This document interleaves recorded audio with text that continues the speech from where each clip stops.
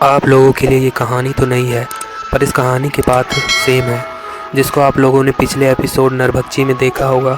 कालसूरा ने जब नरभक्षी ने अपने सारे काम कंप्लीट करके वापस अपनी दुनिया में चला जाता है, तभी कालसूरा बोलता है कि मैं फिर से शैतान भेजते रहूँगा और मैं इस दुनिया में काली शक्तियों का राज कर दूँगा। चारों तरफ दुनिया में अंधेरा ही अंधेरा रहेगा।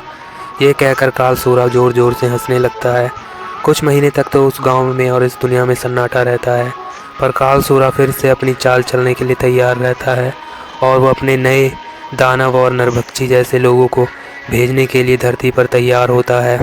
जैसा कि आप लोग जानते हैं कि कालसूरा काली दुनिया का मालिक है, जिसके पास कई सारे नरभक्षी, दानव और शैतान हैं। तो आगे वीडियो में देखिए कि इस बार कालसूरा ने क्या किया। चारों तरफ काले घने बादल छाए हुए होते हैं, आसमान में बिजली कड़क रही होती है, पर बारिश का कोई नामो निशान नहीं होता। गांव वाले भी परेशान हो रहे होते हैं कि ये ऐसा क्यों हो रहा है, मौसम इतना बिगड़ा हुआ क्यों है, अब कौन सा लोगों पर मुसीबत आने वाला है। तभी हम लोग देखते हैं कि बादलों से ढेर सारी बिजलियाँ चमक रही होती है और उसी बिजली में से एक लाल रोशनी जैसी निकलती है, जो लाल रोशनी नीचे धरती की तरफ आती है और वो जंगल की तरफ लाल रोशनी गिरने लगती है।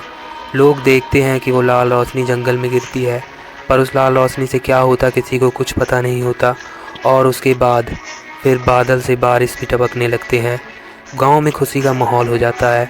काफ़ी दिनों से बारिश ना होने के कारण गांव वाले बहुत खुश हो जाते हैं कि आज बरसात होने लगी है, पर उन लोगों को ये पता नहीं होता कि उस रोशनी से जंगल में क्या उतरा है और उन पर क्या खतरा मंडराने वाला है। तभी जंगल में से कुछ ठक ठक की आवाज़ आने लगती है और जंगल में दिखाया जाता है कि एक आदमी एक पेड़ से अपने माथे को ज़ोर ज़ोर से पटक रहा होता है। वो अपने माथे को इतनी ज़ोर से पटक रहा होता है कि पूरे जंगल में आवाज़ गूंज रही होती है। पता नहीं वो आदमी कौन होता है और कहाँ से आया हुआ होता है और वो अपने माथे को क्यों पटक रहा होता है। ये जानने के लिए आगे देखते रहें कहानी। कुछ देर बाद वो फिर पटकना सर कम कर देता है और अपने माथे को चेक करता है तो माथा लाल हो चुका होता है, पर खून नहीं गिरा होता। फिर वो सामने एक लकड़ी को पड़े हुए देख उसे उठाता है और अपने बदन में ज़ोर ज़ोर से मारने लगता है। कपड़े तो फट जाते हैं पर खून नहीं निकलता। फिर वो ज़ोर ज़ोर से चिल्लाने लगता है। तभी वो अपने कालसूरा मालिक से बात करता है और वो उससे बोलता है कि मेरा खून क्यों नहीं निकल रहा है, मैं इतनी देर से देख रहा हूँ, इतना सर पटक रहा हूँ, पर कुछ नहीं हो रहा। तभी कालसूरा की आवाज़ आती है। वो बोलता है कि तुम अपने आप से अपना खून नहीं गिरा सकते, तुम धरती पर आए हुए हो, तुम्हें किसी और से खून अपना निकलवाना होगा, तभी तुम्हारा खून गिरेगा और इतनी आसानी से तुम्हारा खून नहीं गिरेगा। कालसूरा बोलता है कि तुम्हें जो मैंने समझाया है वो करो, किसी इंसानी गांव में जाओ और इंसान को तलाश करो, वही लोग तुम्हारा खून निकाल सकते हैं। जितना तुम्हारा खून बहेगा उतना ही हमें कामयाबी मिलेगी। इतना बोलकर कालसूरा की आवाज़ बंद हो जाती है और उसका भेजा हुआ दूत समझ जाता है और फिर वो गांव की तरफ जाने के लिए तैयार हो जाता है। कुछ दूर जंगल से पार करने के बाद वो देखता है एक गांव में कुछ लोग बैठकर आग ताप रहे होते हैं। वो आदमी उन लोगों के पास जाता है। वो आदमी जैसे ही उनके पास जाता है वो लोग उसे देखने लगते हैं और उससे पूछते हैं कि तुम कौन हो और इतनी रात में यहाँ क्या कर रहे हो। तभी एक आदमी पान थूकता है और वो लोग उसकी बात सुनने के लिए तैयार होते हैं। तभी वो बोलता है मैं बहुत दूर गाँव से आया हूँ। वो लोग ये सुनकर हंसने लगते हैं और वो लोग बोलते हैं कि अरे भैया, तुम्हारे उस दूर गांव का कुछ तो नाम होगा, अपने गांव का नाम बताओ, तुम तो इस गांव के लगते भी नहीं हो। तभी वो आदमी बोलता है ये किसी और गांव से है, इसका मतलब हमारा मेहमान है और मेहमान को परेशान नहीं करना चाहिए। तभी वो आदमी उसे घूर घूर कर देखने लगता है और अचानक से वो आदमी उस गांव वाले आदमी को ज़ोर से धक्का देता है और वो दूर जाकर गिरता है। तभी उस आदमी के दोस्त बोलते हैं ये तुमने क्या किया, तुमने उसे क्यों मारा, तुम चाहते क्या हो बताओ, और तुम कहाँ से आए हो। तभी वो आदमी उन लोगों को कोई जवाब नहीं देता और फिर वो आदमी उठकर खड़ा हो जाता है। तभी उसके दोस्त उस अजनबी आदमी को मारने पीटने लगते हैं और खूब मारने के बाद उसे छोड़ते हैं।